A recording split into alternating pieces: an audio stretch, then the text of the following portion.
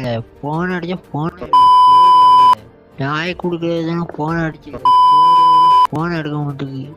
நேரில்னா வீட்டு வந்து புதைச்சி விடும், வெட்டி விட மாட்டுங்க, வந்தால் அறுத்து போட்டு வேற மாட்டுங்க.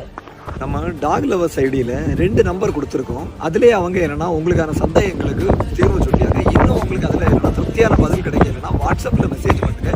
24 மணி நேரத்துக்குள்ளே நானே பார்த்து ரிப்ளை பண்ணுறேன் அப்படின்னு சொல்லி. ஆனால் நேற்றைக்கு பார்த்தீங்கன்னா ஒரு நண்பர் என்னென்னா ஏதோ ஒரு மெசேஜ் போட்டு கெட்ட வார்த்தை ரொம்ப கண்டமேனியாட்டு பேசி வச்சிருக்காரு. ஒரே ஒரு விஷயம் சொல்லி எங்களால் முடிஞ்ச வரைக்கும் நாங்கள் சப்போர்ட் பண்ணிட்டுருக்கோம். அவர் 9 மணிக்கு தான் ஒரு ஃபோட்டோ போட்டுட்டு அதே 5 நிமிஷத்தில் கெட்ட வார்த்தை போட்டு விட்றாரு. இந்த மாதிரி பதிவுகள் பண்ணாதுங்க. ஏன்னா கடையில் 2 ஸ்டாஃப் அதுக்குன்னு செட் பண்ணி அவங்க அதுகளுக்கு ரிப்ளை பண்ணிட்டுருக்காங்க. இந்த மாதிரிப்பட்ட வாய்ஸ் அவங்க பார்க்கும்போது அது நல்லா இருக்காது.